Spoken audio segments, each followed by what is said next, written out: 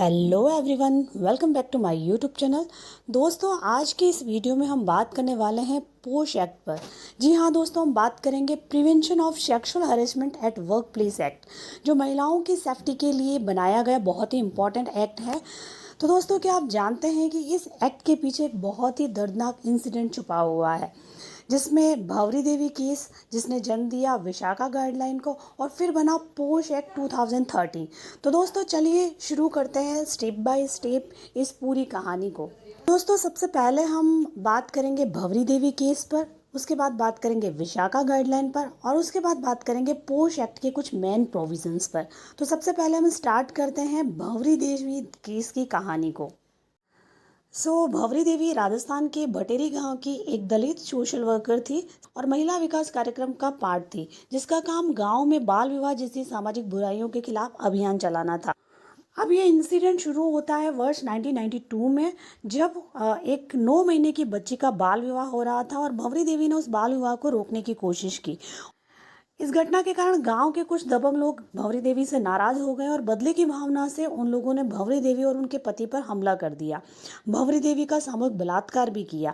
लेकिन सबसे दुख की बात यह थी इस पूरी घटना के अंदर कि पुलिस ने केस दर्ज करने में लापरवाही करी और मेडिकल जांच भी नहीं करवाई, और आखिर में अदालत ने उन आरोपियों को बरी कर दिया।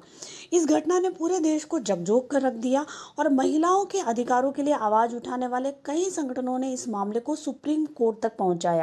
तो जब ये घटना हो रही थी उस समय हमारे देश में महिलाओं को कार्यस्थल पर यौन उत्पीड़न से बचाने के लिए कोई कानून नहीं था। इसके बाद भंवरी देवी केस जब सुप्रीम कोर्ट में गया तो सुप्रीम कोर्ट ने इस केस में ऐतिहासिक फैसला देते हुए कहा कि कार्यस्थल पर यौन उत्पीड़न महिलाओं के फंडामेंटल राइट्स का उल्लंघन करता है, और जब तक संसद कोई कानून नहीं बनाती है तब तक कुछ गाइडलाइन लागू करनी होगी, और इसी गाइडलाइन को उन्होंने विशाखा गाइडलाइन कहा।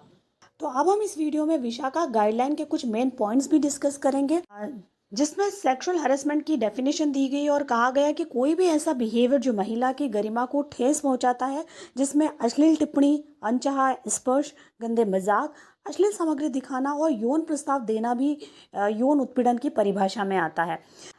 इसके अलावा इस गाइडलाइन में एम्प्लॉयर से कहा गया कि उन्हें वर्क प्लेस पर यौन उत्पीड़न के खिलाफ पॉलिसी बनानी होगी। अपने एम्प्लॉयज़ को अवेयर करने के लिए उन्हें ट्रेनिंग्स प्रोवाइड करनी होगी।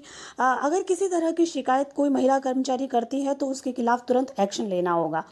तीसरा, इसके अंदर एक कंप्लेंट कमेटी का भी प्रावधान किया गया और एम्प्लॉयर्स को कहा गया कि आपको वर्क प्लेस पर एक इंटरनल कंप्लेंट कमेटी बनाना ज़रूरी है, जिसमें अधिकतर महिलाएं होनी चाहिए। कमेटी का अध्यक्ष कोई महिला होनी चाहिए। एक सदस्य कोई एनजीओ या महिला अधिकार पर काम करने वाली कार्यकर्ता होनी चाहिए। इसके अलावा इस गाइडलाइन के अंदर एम्प्लॉयर को प्रॉम्प्ट एक्शन लेने के लिए भी कहा गया, यानी अगर इंटरनल कंप्लेंट कमेटी में अगर कोई महिला यौन उत्पीड़न की शिकायत करती है तो कमेटी का काम है कि वो इस कंप्लेंट मिलने के तुरंत बाद जांच करना स्टार्ट कर दे और जांच की रिपोर्ट 90 डेज के अंदर अंदर एम्प्लॉयर को दे दें, और एम्प्लॉयर का काम है कि रिपोर्ट मिलने के 60 दिन के अंदर अंदर जो है वो उस कंप्लेंट के अगेंस्ट एक्शन ले। इसके अलावा इस पूरी प्रक्रिया के अंदर गोपनीयता बनाए रखने के लिए भी एम्प्लॉयर को दिशा निर्देश दिए गए कि पूरी प्रक्रिया जो है वो गोपनीय होनी चाहिए और महिला जिसमें सेफ महसूस कर सके। विशाखा गाइडलाइन को बेस बनाकर गवर्नमेंट ने वर्ष 2013 में एक नया कानून पास किया, जिसका नाम था the sexual harassment of woman at work place prevention prohibition and redressal act 2013, जिसे हम शॉर्ट में पोश एक्ट भी कहते हैं। तो दोस्तों, इस वीडियो में मैं आपको पोश एक्ट के कुछ मेन प्रोविज़न भी आपके साथ में डिस्कस करने वाली हूँ। इसके बाद में मैं एक मेन डिटेल वीडियो भी पोश एक्ट पे बनाऊँगी, उस वीडियो को भी आप देख सकते हैं। तो हम शुरू करते हैं पोश एक्ट के कुछ मेन प्रोविज़न को। पोश एक्ट के अंदर कुछ डेफिनेशंस दी गई है कि सेक्सुअल हैरेसमेंट क्या होगा। सेक्सुअल हैरेसमेंट का मतलब है कोई भी ऐसा बिहेवियर जो सेक्सुअली अनवेलकम हो, चाहे वो फिजिकली टच हो या सेक्सुअल डिमांड हो या किस तरह की अश्लील टिप्पणी हो, वो सेक्सुअल हैरेसमेंट के अंदर आएगी। इस कानून की एप्लीकेबिलिटी की बात करें तो ये एक्ट हर वर्क प्लेस पर एप्लीकेबल होगा, चाहे वो गवर्नमेंट ऑर्गेनाइजेशन हो या कोई प्राइवेट ऑफिस हो या कोई कंपनी हो, इंडस्ट्री हो या कोई और डिपार्टमेंट हो, स्कूल हो, कॉलेज हो, एनजीओज हो, यहाँ तक कि वर्क फ्रॉम होम की कंडीशन में भी ये एक्ट एप्लीकेबल होता है। तीसरा, इस एक्ट के अंदर इंटरनल कंप्लेंट कमेटी का भी प्रावधान दिया गया है। यानी हर ऑर्गेनाइजेशन जहाँ पर 10 से ज़्यादा एम्प्लॉयज़ काम करते हैं वहाँ उस कंपनी के अंदर या उस ऑर्गेनाइजेशन के अंदर एक इंटरनल कंप्लेंट कमेटी भी बनाना कंपलसरी किया गया, जो सेक्सुअल हैरेसमेंट की कंप्लेंट की शिकायतों को देखेगी। चौथा, इस एक्ट के अंदर कंप्लेंट का एक पूरा प्रोसेस भी रखा गया। इस प्रोसेस के अंदर कोई भी वुमन एम्प्लॉई जिसके साथ में हरेसमेंट का इंसिडेंट होता है तो वो 3 महीने के अंदर अपनी कंप्लेंट को इंटरनल कंप्लेंट कमेटी के अंदर देगी।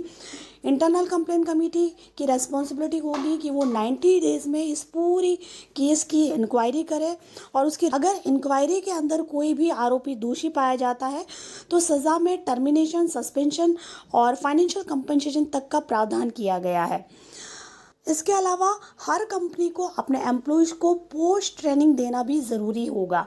यानी ये एक्ट कहता है कि हर कंपनी, हर ऑर्गेनाइजेशन, हर डिपार्टमेंट, चाहे वो गवर्नमेंट हो चाहे वो प्राइवेट हो, उनका काम है कि वो अपने ऑर्गेनाइजेशन के अंदर पोस्ट एक्ट के तहत अपने एम्प्लॉयज़ को ट्रेनिंग प्रोवाइड करे और अपनी वर्क प्लेस पर एक इंटरनल कंप्लेंट कमेटी भी कंपलसरी बनाए, ताकि सभी को पोस्ट एक्ट के बारे में जानकारी हो, लोग अपने राइट्स और अपनी रिस्पॉन्सिबिलिटी को समझ पाए।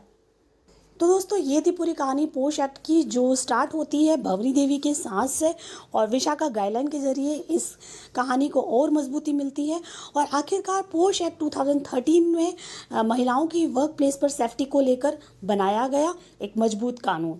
उनको आज हर वर्क प्लेस की रिस्पॉन्सिबिलिटी है कि वो महिलाओं को एक सेफ और रेस्पेक्टफुल एनवायरनमेंट वर्क प्लेस पर दे।